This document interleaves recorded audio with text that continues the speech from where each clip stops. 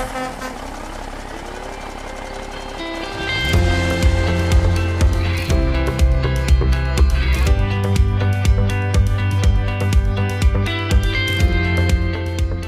to the Terminal Exchange, the official podcast of Nussbaum Transportation, where we explore key issues and compelling stories in the trucking industry. I'm your host, Sage Anderson, and you're listening to episode 95, Women in Trucking, Mom Life on the Move with the Marinos. Jessica and Sam are not your average duo. This mother and son are traveling the U.S. together with a purpose-driven attitude, making the most of their time. Whether it's schooling, rock hunting, biking, exploring, or simply showing kindness to strangers, they're doing it all. Stay tuned on this feature exchange.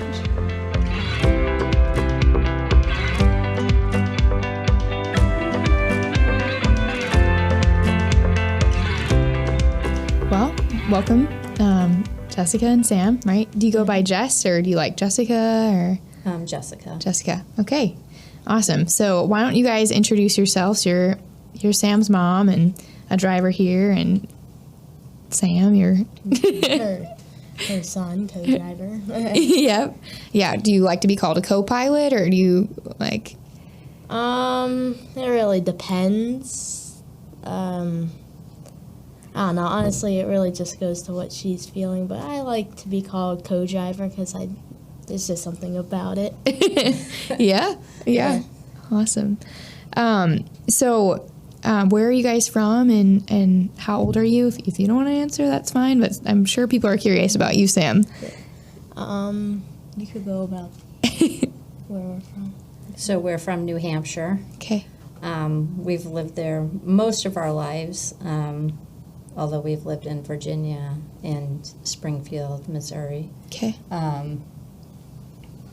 And we've been doing this, we've been with Nussbaum for about a little bit over a year now. Mm-hmm. And how old are you? I am 12 years old, and I guess we started probably when I was much younger than 12. Okay. Because before Nussbaum, were you with another trucking company and doing something similar, or? We had actually started this when Sam was 7. Okay. But we did take a break. Sure. We took about 2 years off, Okay. just to figure things out. Mm-hmm. But yes, it's an adjustment. So Mm-hmm. Yeah. And is it just you two in your family? You have a bigger family, or? No, it's just us two, my grandparents, and then my sister and brother. Okay. Yeah. and our dog. Can't Sonny. forget him. Sonny. Okay. Yes. Is Sonny with you in the truck too, or no? No, I wish. He's a chocolate lab, so a little big. he's a little big for the truck. Yeah. Yes. Okay. Awesome. And what gave you the inspiration to do this together, to work in the truck and have Sam be your co-pilot? And we decided it because, honestly, it came down to the cost of living. okay. Was just getting expensive for me Yeah. on one income, Mm-hmm. and the rent kept going up. So we want to get back. We've had a home in the past, and we would Sure. like to get back into a home again, Mm-hmm. just to have that stability and a more permanent community. Yeah. So this was our incentive to get back out here during the pandemic. Mm-hmm. Jobs were inconsistent. Schools were inconsistent. Paying for testing out of pocket was expensive, so there was all these different variables that kind of led us to make decision to kind of go back out on the road and just save our money, be purposeful with everything we're doing out here, Mm-hmm. and really just be able to have a better life. Mm-hmm. Yeah. Wow. And why Nussbaum? How did you end up? I mean, there's a handful of trucking companies you could go to. So what brought you here? Honestly, I'd never heard of Nussbaum before. Yeah. I don't even recall seeing the trucks out on the road. Okay. But a broker that was with, had been with Transland for like 30 years, had said, hey, Jessica, like, I know this company. They're a Christian-based company. And that was when Sam and I started to, like, look into Nussbaum.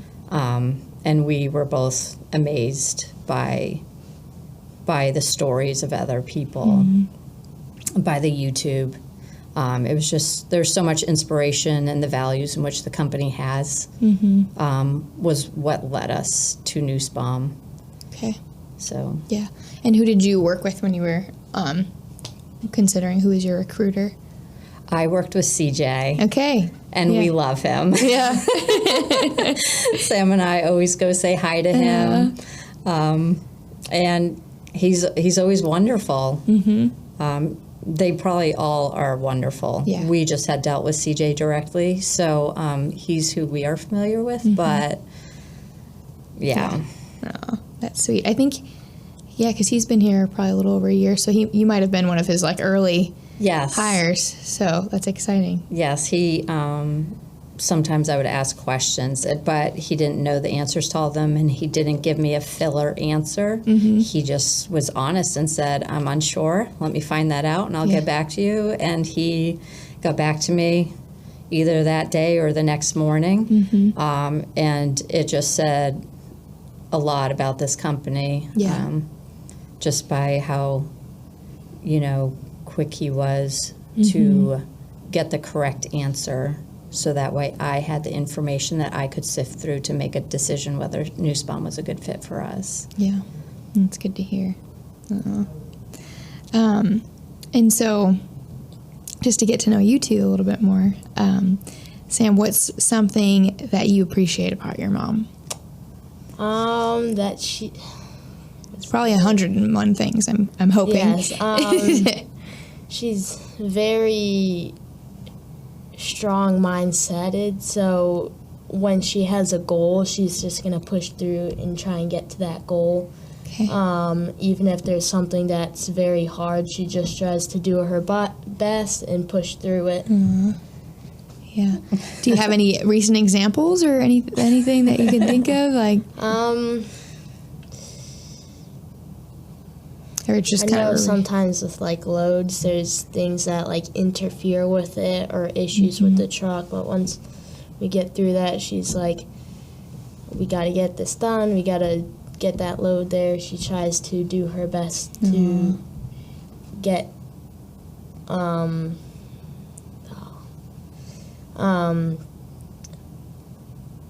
get there, I guess I should say. Wow.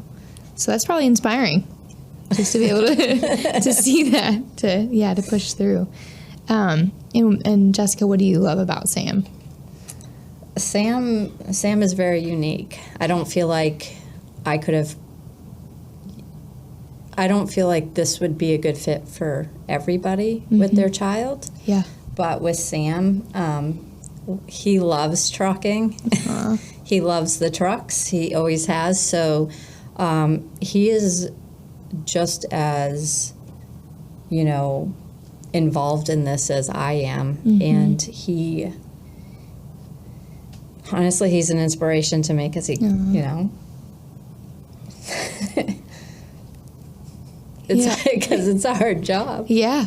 And it's good that he understands that we are working towards a goal. And so he understands that, like, it's sometimes you just got to put the hard work in to get to where you want to be. Yeah. Like I tell him for school, sometimes you just got to put the pencil to the paper and get it done. And the same thing sometimes with work and your goals. Sometimes you got to do it. There's not going to be an easy path to it other than just to get it done. So. Yeah. Oh. Wow. Yeah. Well, I'm so glad that you guys have each other to be inspired and work together and grow. And it's, so wonderful to see you set such a sweet example for your son. There's been a handful of people, that's kind of why I asked you guys to be on, that just really look up to you and think that, what you're doing with Sam is just incredible. And also how much you care about this job and how much purpose that you put into it. So there was one story that I heard, I think you're pretty early on here at Nussbaum, and I believe that your DM asked you to rescue a truck. Do you guys remember that story? Yes. Yes, we do. Tell us a little bit about You do it. what happened. I don't know. I don't care if you want to go. You go. If you want me to. So we won't share all of it, but Sure. we did go rescue there was a driver that was having difficulties, some medical issues, and Yeah. he had his dog on the truck. And so it was really hot down in Tennessee, and so we did go down there. And, you know, we got the dog off the truck. It was inside the truck, it was so hot. And we got the dog out, and Sam and I just stayed there with his dog and walked him and gave him food and water. And it was a hot day, but it was cooler outside than in that vehicle. And so, but that moment was, you know, it said a lot about Nussbaum too.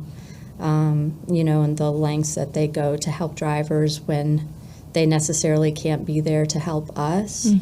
They find somebody that can get there to help, you know, another driver. Yeah. And we've had help out there also. And Okay. we've always, it's always other drivers, and they're just so wonderful and understanding. And so, you know, it just, again, it goes back to, like, you know, Nussbaum is purpose-driven in everything that they do. And that's inspirational to us. Yeah. So we always talk about purpose-driven, you know, make purpose-driven decisions. So. Yeah. So did you end up having to take that truck back to Nussbaum, or like what happened? Well, the driver had passed, Yeah. Yeah. but we did take the truck to a truck stop. Okay. Because he did have his girlfriend with him. Okay. So she was able to get on the truck Okay. and do what she needed to do. So And go through his belongings and stuff like that. yes, and you know, have his dog back with her and everything. So it was emotional. Yeah. So Yeah. but it, you know, Definitely very sobering, but probably sweet just to be able to help out in a situation that's so. I was grateful that we were the ones in that position to be able to be there, as opposed to another driver. Yeah. So, but yes, it was that moment where you just felt like God had us in the right place at the right time for that family. Yeah. Wow. Well, thank you for being willing. Yeah. So, what was your life looking like before you guys decided we're going to give this trucking thing a shot? Was it something like you asked, like, "Hey, Mom, let's you want to go across the country together?" Or how did you come to the decision of trucking? I feel like you could go on this one. I feel like We decided to go into trucking because I had been a part of a team for organ recovery, Okay. and I was on call 24/7. Wow. And so I was working all the time. There would be days where I'd be kind of working 3 days straight, and it was just, he had a wonderful school, and we had a good support system, but it just came to a point where, you know, you're working more than you're parenting, and I wanted a work and life balance with Sam specifically. So I made a decision that, I mean, I didn't solely make it. Sam and I discussed this, Yeah. and we both agreed that this was a way for us to reach our goals, but a great way for me to be more involved in his education, his life, and have more time together. And Wow. we don't regret it. We are out there. We make use of every moment that we can get off the truck. We've done wonderful things. And honestly, it's been a journey. Yeah. I love it. So Well, I'd like to pause though and ask a little bit about this organ donor. So, are you driving a truck for that? Are you like somebody passes away and they're going to donate their heart and you're helping transfer that heart Like what was that job like?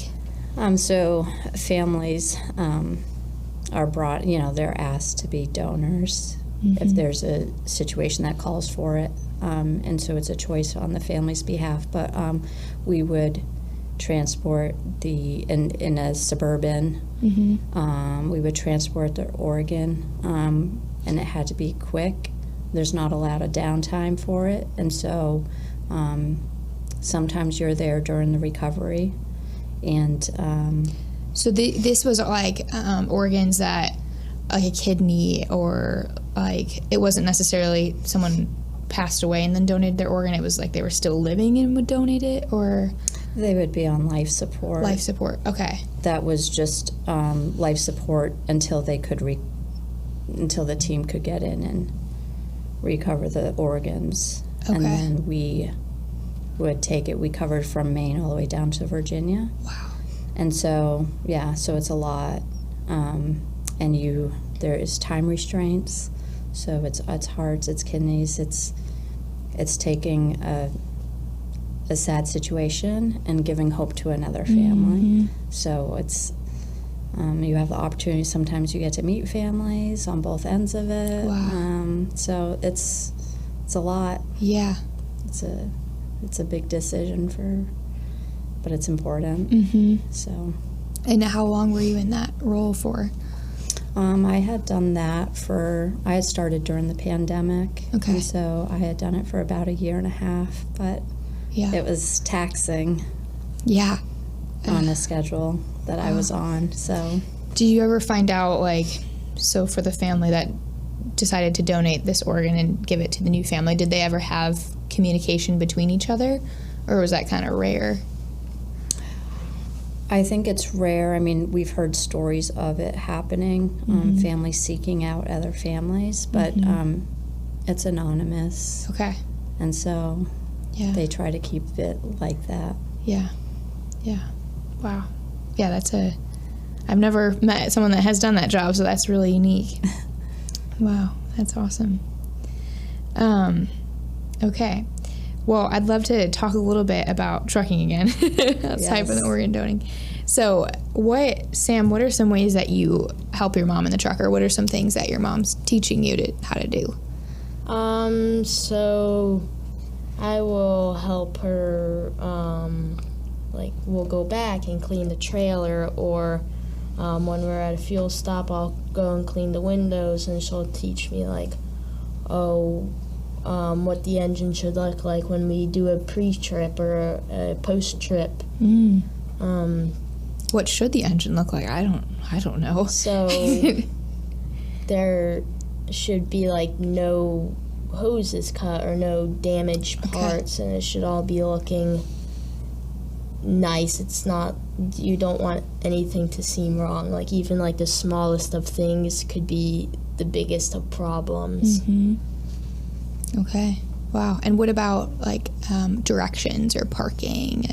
Do you help out with that at all? Yes. So almost every day. So we'll be driving. She's like, I got 2 hours left on the clock. I'll go on my phone, look on Trucker's Path, and see what's in reach. So maybe there's a rest area or a truck stop. And usually when we shut down, if she starts about 1 o'clock, there's usually a lot of spaces. Okay. So honestly, it's we could choose almost anywhere and we'd be fine. Okay. So you're saying you guys appreciate starting at 1 a.m.? Yes. So what does that look like for when you go to bed and when you wake up? I know she goes to bed early, but usually when she starts up at 1 o'clock and I wake up, she's basically almost done her day. So it's nice to not. So you're still sleeping in. You're not all right, time to get up with you. Okay. Yeah. So if you start at 1, when does your clock? I'm not great with math right now. Clock ends. It kind of varies, but on average it would be. So it's 11-hour driving. And a 14-hour workday, but you can freeze the clock also, and so your day could be 18 hours. Wow. Yes, it can extend your day. So On days that I'm just driving, though, typically it would put us around like 2 o'clock. Okay. Or maybe even 3. It just depends how often we stop and fuel. We only fuel once, but if we stop several times for restroom or traffic or construction, those all make a difference. Yeah. It extends your day. Okay. So, but he likes it because he will sleep until about 8 a.m. And that's when I say, okay, you gotta get up and start your day as well, because he has schoolwork or reading, drawing. He has things that he needs to also do to be proactive for his own education and future. Yeah. So in that meantime, while you're up and he's still sleeping, do you listen to anything? You're just driving in silence, or? it depends. Sometimes I just like the quietness, especially since there's not as much traffic on the roads. Yeah. And other times I might listen to like a podcast or the radio. But And he won't wake up. He'll just keep on. I have the curtains pulled for him, Oh, and so sure, they do kind of block that sound. Yeah. So it is usually quieter. Okay. Can I say something? Yes. Go ahead. The nice thing though is, so I can hear the radio a little bit, but usually there's speakers in the bunk, but I can shut those off. But usually I just hear the engine and stuff, so kind of like it's white noise. So Sure. you stay asleep and you don't really notice anything because it's just that white noise Okay. for me. Now, has there ever been an instance where you needed a break really quickly and he flew out or anything? No, there's netting. So so there's like buckles essentially on the lower bunk, and so Okay. he sleeps on the lower bunk. I have the upper bunk, and that's when I wake up in the morning before I get on the road, I make sure that everything's buckled in and tightened for him. Okay. So that way, so that would never happen. Okay. That's good. Is that something that's just with Freightliner, or did you purchase that separately as like a safety? It's with every single truck. Every single truck has It's it. standard. Okay. I think it's a requirement on the lower bunk. Okay. Yeah, I was just curious about that. Because I'm sure there's situations where emergency comes up, you need to brake really quick. Yes. So, Yeah. let's see. And what does school look like in the truck? You kind of touched on it a little bit. You have some reading, some drawing. So usually I'll wake up, have breakfast, and then Is she making pancakes every day, or is that just kind of special days? It just depends. Sometimes, yeah, but usually I'll wake up, have breakfast, and then I'll start school. Depends on. Usually I'll look ahead the day before and see what class is going to be the longest, so I'll start with that class and then just go to short so I can try and get it done the fastest, and then send that in, and I'm done, except for reading and drawing and stuff. What are you reading right now? I'm reading a book called Wings of Fire. It's a series. Okay. Yeah. Have you ever heard of it? It's called The Wing Feathers? No. No? Okay. It's by Andrew Peterson. It's just it's kind of like C.S. Lewis, like the Chronicles of Narnia. yeah. It's like a very similar feel, but just like a kind of newer version of that. So Okay. I was recommended to listen to on Audible. So I don't know if you guys like that, but that's my one recommendation. Yeah. So it's like a kid's book, but adults can very easily enjoy listening to it very much. So, well, awesome. And tell me about when school's over and when the trucks stop. What are you guys doing? Usually when the truck stops, we will get out. So if it's the end of the day, we'll get out, go run, exercise, walk around, and just try to get out of the truck environment, because 10 or 11 hours of driving is a lot of time. So we usually just like to get out of it, relax, not really have to deal with the truck until we have to come back and sleep, and then start the next day. Yeah. So do you, is that just kind of once you're done, you guys do that? Or do you ever take breaks in the middle of the day and do that as well? So there is a 30-minute break, so we will take that, and usually that's around lunchtime if she starts up a little bit later than 1 o'clock, but that's usually around lunchtime.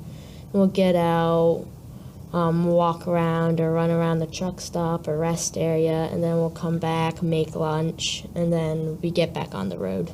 Okay.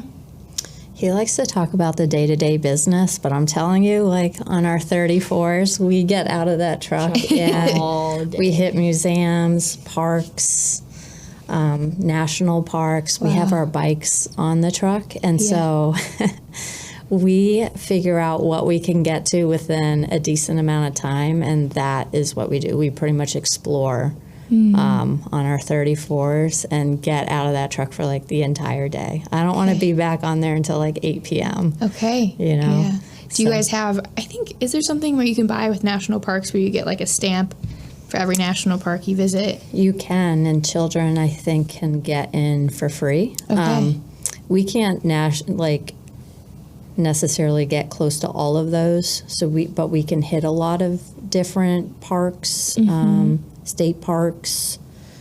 It kind of depends on how much biking we want to do. Yeah. We should have done electric bikes. Well, yeah. Bill Wetstein, he and his wife love to electric bike. So if you want a good recommendation, he could tell you all where to go. But where do you keep your bikes? We keep them on my bunk. Okay. So we have foldable bikes. Yeah. It's only 12 pounds. Okay. It's easy for me to get up on the bunk, and we store them in a bag, and then I keep them attached to the, we lock them in so they don't move. So I kind of sleep at an angle. We do take them off in the winter time just because, but they come back on usually around between March and April. Okay. When we go visit family, because we store them there. Yeah. So other than biking and walking, do you have any other, is there something that you guys do with rocks? We do rock hunting out west. It's like fishing and hunting for the rest of the country, but we do rock hunting. We found out about it, and I thought that's kind of silly. Yeah. But it's actually fun, and we see a lot of different things. Like we get to see like skeletal remains, and then if it's really like white and clean, like he gets to go and take a look at it and see like really like a lot of things. So yeah. But it's fun. It gets you out and exploring and seeing what the terrain in different areas have. Sure. The sands are different. The rocks are different. We haven't found anything that's been great, but we do collect rocks from different parts of the country because they are so different, Yeah. Yeah. Any state in particular that's like, this one's got the best rocks or the prettiest? There is a town in Oregon, or it's not, I guess, specifically the town, but it's around it. We're like 2 hours out, and like between that 2-hour mark into the town, and around there we've heard that people find obsidian, and it's basically this black rock, and when you split it open, it's like very smooth and almost looks like a black crystal inside. Oh, wow. That's over near, like we're in the Hines and Prineville area, but we can't get far enough south. We're like 60 to 80 miles short of being able to find some, but I said, you never know. Maybe we'll find it, so we do hunt for it. Wow, that sounds neat. You said obsidian? Yeah, I'm probably not saying that right. It's just a cool name, too. Yeah. Wow. So tell me about how you stay in contact with friends, and what do your friends think about your travels? So I mostly have a friend, his name is Channing, and I have his mom's phone number on my phone so I can call him whatever, and he finds it really cool. He's usually like, oh, where are you? I said, oh, I'm in Wyoming, and he says, oh, what does it look like out there? And I'll explain what it looks like, and he just thinks it's very cool because he's all the way up in New Hampshire, and he's been there his whole life. Aw. So he doesn't know what out west looks like. Yeah. Yeah. That is incredible. I mean, just to be able to travel and see all these states, a little envious. Joe and I are taking a trip to go to Maine, and we're going to stop in Buffalo, New York, and Vermont, and then Maine, and then come back to Pennsylvania. So you guys will have to let me know if there's anything in particular I should be looking out for. But We'll let you know. yeah, We will. Yeah. Have you been to Niagara Falls? Yes. Okay. We're going to try to do the Lady of the Mist, just because I want to wear the poncho. Really Yes. Absolutely. So, with being in the truck, there's probably some worthwhile investments that you want. So, what are some things that you guys like to have on hand, and what are some things that you're like, you know what, this isn't really necessary? We have the bikes. Our GPS that we have is we have a Rand McNally. We keep sports like tennis rackets, basketball, but a football. Shout out to Tom Brady. Hey, he's listening. But other than that, no, we don't really keep a lot on the truck. We have a hot plate with a pot to do our cooking, and we try to keep as little as we need to have on it, and we just switch things out with the seasons. Okay. So right now we took off most of our winter stuff, and we put the bikes on. So, but no, we don't really keep a lot. We don't feel we need a lot anymore, which is a wonderful thing. Yeah. We don't go to the stores and buy anything other than what we absolutely need for, and you realize we can save a lot of money Yeah. by not purchasing junk. I believe it. Yeah. Is there anything that you're like, being in this tight of a space, I wish we could have, like, if there was something else that you could fit in there, what would that be?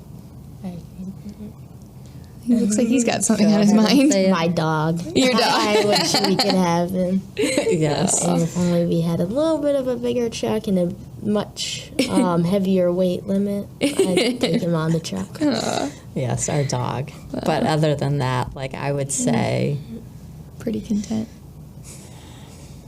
we love cooking, so we do miss cooking at the level we used to. Yeah. But we've found we've created different dishes. So it's always evolving what we can do on the truck. But we miss that, or not having to use a truck stop restroom. Yeah.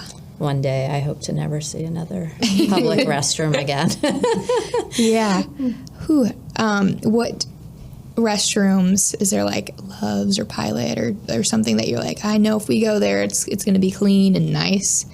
Is there any that stand out to you? As far as showers, I would say like the Bosselman fuel stop is typically, their showers are really clean. Restrooms, negative. Okay. Yeah. Do you have any would say. tips? Like, you always have hand sanitizer or like some wipes, or like just Touch as little as possible. Touch as little as possible. I use my foot to open a door. Like, I just, yeah. That's probably a very good practice. Let's see. And so you talked a little bit about your kitchen. So the kitchen situation. Do you eat most of your meals in the truck, or do you guys like to go out a good decent amount? What does eating look like? We have a lounge truck, and so we flip up the bed, Sam's bed a lot, and we're able to have the table and a chair at that. And so we kind of cook there. Yeah. Our first truck did not have that, and so I'd pull a drawer out, put a cutting board there, and that's where we cooked. But now we can actually sit. But if it's nice outside, we will go outside if there's picnic tables, and we'll bring our food outside of the truck. But as far as going out to eat, we try to stick with our own meals just because we don't know how others are preparing it, and we don't want to have any issues on the truck. Yeah. But we do sometimes we'll go, as a treat. Is how we. It's kind of like our 34-hour time off. We will go and have something off the truck. Okay. Yeah. Do you guys have a sweet tooth, or what's the thing that you usually crave? You're like, let's stop and get pizza or barbecue, or... Honestly, it depends on the day, or not all the time do we have a sweet tooth or a craving, but most of the time it's just we crave what we make. So, wow. Are you guys human? So, I'm always thinking about cookies, so... The dishes, the food dishes we make are usually are always really good. And it's like, man, I'm so excited to shut down and have our meal. Aw, wow. Compliments to the chef. That's what's some meals that you guys frequently have? Like chicken, rice, tacos. We kind of do a lot of beans and rice, like green beans and rice, or different baked beans, chickpeas, bamboo. Bamboo. With a little bit of steak. We are not heavy on the meats. And then we just add some Asian or Indian sauce or different sauces to it. Where are you getting bamboo? It's in a can. Oh, okay. But we enjoy it. And, I gotta try. I've never had it before. Corn. So we try to, we're active when we're off the truck, but when during the workday, it's kind of sedentary.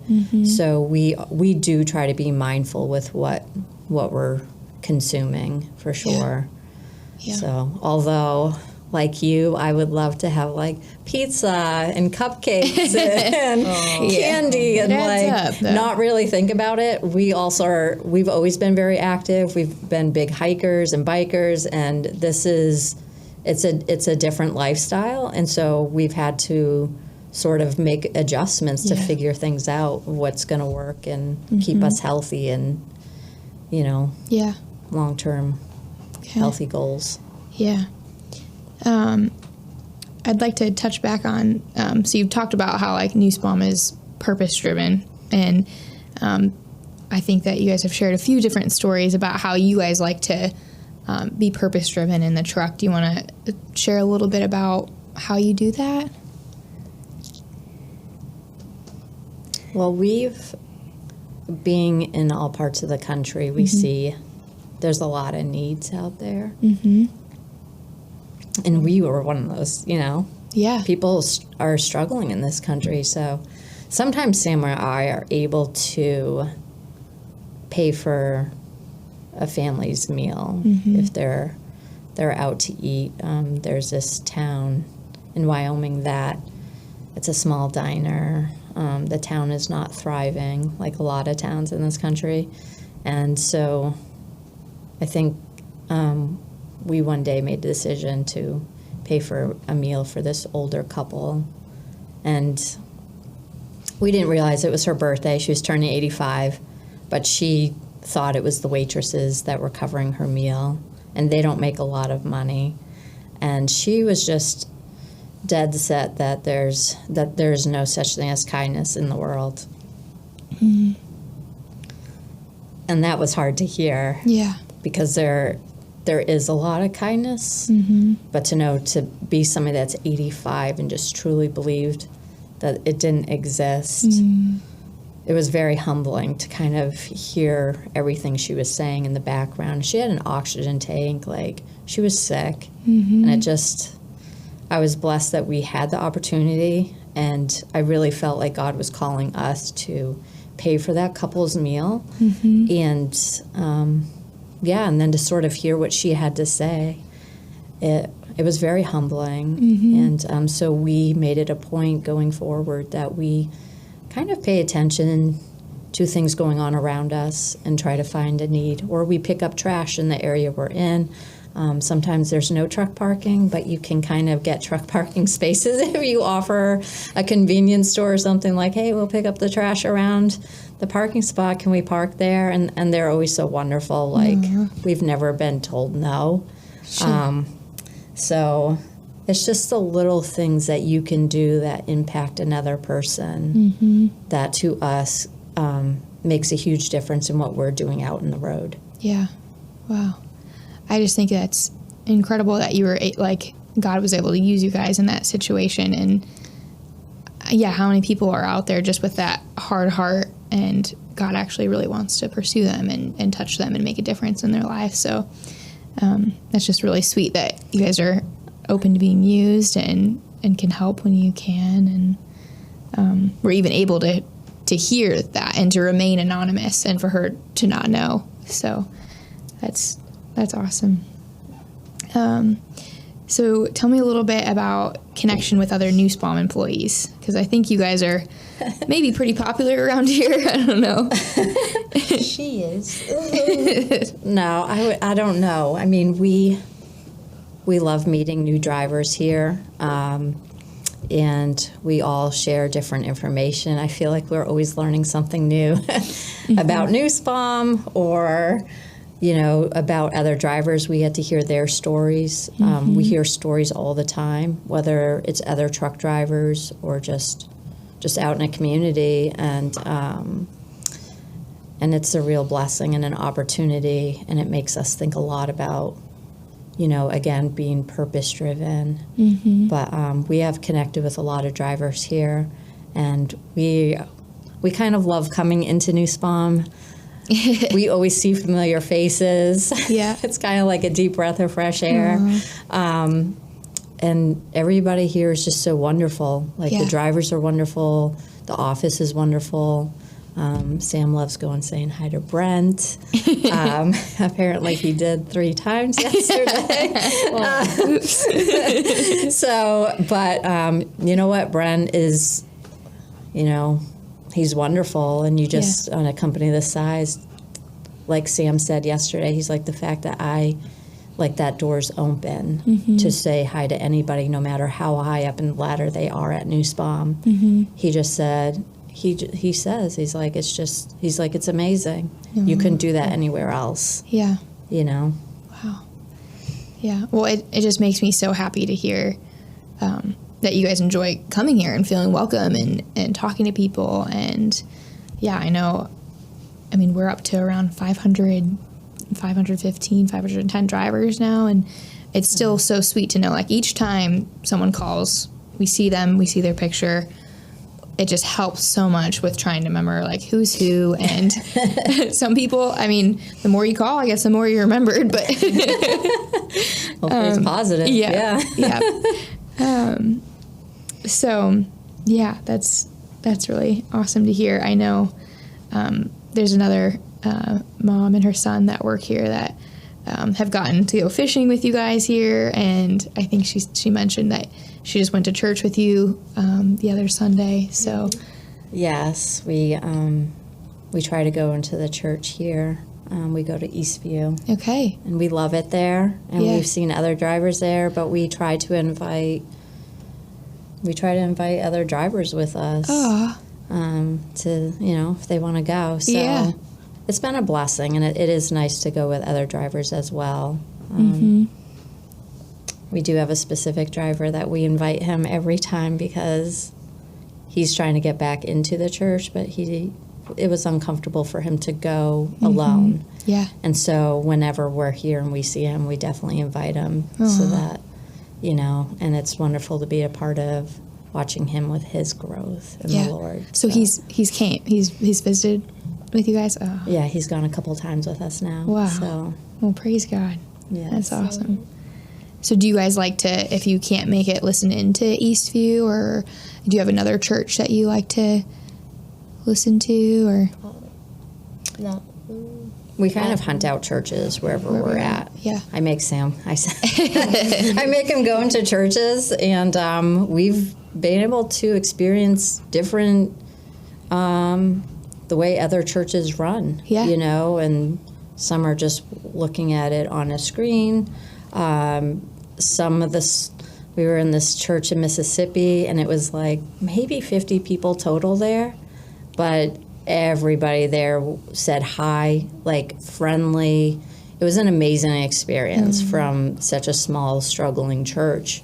And I just thought, I go to big churches that aren't this friendly, you know? Yeah. But I listen to some different churches. Sam probably doesn't unless he has to listen to it with me. Yeah. Yep. But yeah, we listen to Paws and Tails, and he likes that. Okay. Have you ever heard of Adventures in Odyssey? Yes. Okay. Yes. Yeah. My husband grew up listening to that, so sometimes he still listens to it. But Yeah, so it's they're good stuff. enjoyable. Yeah. Absolutely. Well, awesome. Would you recommend being a parent and working this job and bringing your child with you? Would you recommend that to other people, or like how would you describe this experience? I feel like it would depend on the child and the parent. It would depend on the dynamics. I do think that there is a lot to consider when doing this. I definitely don't think it would be a fit for everybody. But I do think that there's probably a lot of people that would be able to benefit in the relationship with their child's education, be able to have that time. And, you know, it depends on the goals in which you're trying to set for yourself and your family. Yeah. But, yeah, like, absolutely. I think it's this has been an opportunity for us on so many levels. We also have health insurance again, which has been like 5 or 6 years. So it's given us the opportunity in so many ways to better our lives. Sure. And actually be a part of other, you know, complete strangers. So I definitely think, but I definitely also agree that Nussbaum does make this possible, where the other companies that we had tried, it just wasn't. It was not the same environment. The equipment was just not. I mean, Nussbaum stays on top of all the equipment, all the trailers, you know, the expectations of maintaining the equipment on the drivers, you know, like this is just a different company than I've ever seen before. And we love it here. Yeah. Yes, Sam wants to say something. Sure. I will say, so the shop office at night, you have John and Brooks, and usually I go say hi. And as a kid, I feel like that's very good. Like I can just let mom be, but then I can go and say hi and be with the boys. And then you have the guys, the night shop, or the guys that work in the shop at night, and they are very funny, and it's just good to be around them. Aw, wow. There's a great group of men, and really everybody in this company has, you know, Sam has met so many wonderful role models here. And whether it's out by the pond or CJ or just walking through the offices, yes, the guys in the shop, it's been a blessing for us to have like such a community here within the company. Yeah. That Sam loves. He loves coming here. He's like, do we have to leave? I want to be here a couple more days. I want to hang out with the boys. Well, did you guys know that today's a food day? So that means everyone that's here can have food, and I think it's tacos. So, yeah, so you guys get to be around for that. Wow, that's awesome. Do you guys want to give a shout out to anyone else that you want to say? hey, you're my favorite John Lavelle, or is it John that Lavelle? Yeah, John, Brooks, and then the guys in the shop that are at night, they're always like, hey, and they joke around and stuff with me. It's always like we laugh and stuff. They're always friendly. Yeah. Always welcome. And that's so sweet, because it'd be so easy to be like, hey, I just want to get my work done. Like, Yeah. Absolutely. You know? Yeah. So. Or just kind of brush him off because he's a child and Yep. like, don't, like, why is that kid? But they don't. They're just super kind. They show Sam things, you know. Who knows? Maybe one day he'll be a truck mechanic. You know? Well, at age 18 You never now, know. you can start driving a truck if Nussbaum has a specific under 21 program that we get to test out. So not too far Wow. away. Yeah. Wow. Any other closing comments or anything else that you guys want to talk about or add? Oh yeah, I will say the one thing that I would say we should invest, or not should, but drivers would probably like, we have chairs. They're like, you just put them up.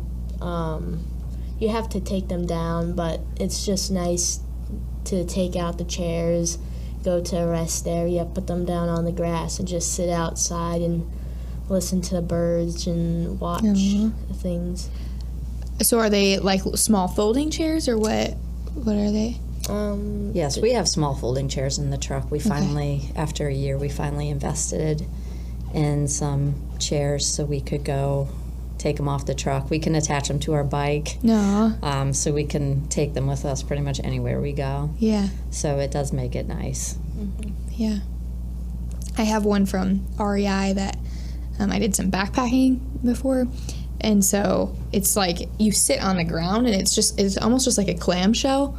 So you just sit in it, and it's the lightest thing ever, but it gives you back support, and you're just kind of on the ground. So it's probably not as nice as a higher up chair, but it does a job. What about you? Anything else that you want to add or touch on, or? No, I can't think of anything right now. We're just grateful to have this opportunity with Nussbaum. Yeah. And we're also grateful that this company allows us to have children ride with us. It's an opportunity that not all companies have, and trying to find a company that is safe, it has so many variables like that a parent would want in a trucking company to be able to have their child with them. Yeah. Nussbaum has been wonderful to us. So we're grateful. Yeah. We are grateful. Aw. Well, I will say one more thing. As a kid, I'm like, I always want my dog, but so when you're going to Oregon or you get a load out west, there's a rest area in Rock Springs, Wyoming, and if you have a bag of peanuts and fruits, you can go up, and there's a little area all the way in the back of the rest area, and there's little prairie dogs that you can go up and feed. Aw. They're really My friendly favorite there. thing. Wow. Okay. Yes, they're very friendly. We love feeding them. Yeah, because they're like real small little things, right? Prairie They're dogs? adorable. Okay. At least there, but that is the only place we have found that has friendly prairie dogs. Okay. And so we always keep special treats on the truck for them specifically. Yeah. Wow. Well, if you guys got a tiny little dog, you might be able to have some room for it, but there's no replacing Sunny, so. Definitely not. Awesome. Well, it looks like a nice day to go fishing, besides the fact that our air quality is very suspicious right now. So yeah, I hope you guys get to enjoy the rest of your day, and thanks so much for taking the time, and just for being an example of what it means to be purpose-driven. So Well, thank you. yeah. Thank you. Hi, this is Lisa from Recruiting at Nussbaum, and I'd love to answer any questions you have about driving with us. Give us a call at 309-268-1199 or visit nussbaumjobs.com. Talk to you soon. You've been listening to Terminal Exchange, the official podcast of Nussbaum Transportation. If you're enjoying our content, please leave us a review. Your reviews help us spread the word about these important topics and invite more people into conversation. You can rate and review us on your podcast app or visit us online at terminalexchange.org. New episodes arrive every other Tuesday, so be sure to subscribe wherever you get your podcasts. You can also follow Nussbaum on your favorite social media platforms and be the first to know when new episodes are released. Thanks for listening. Until next time, own every moment and stay purpose-driven.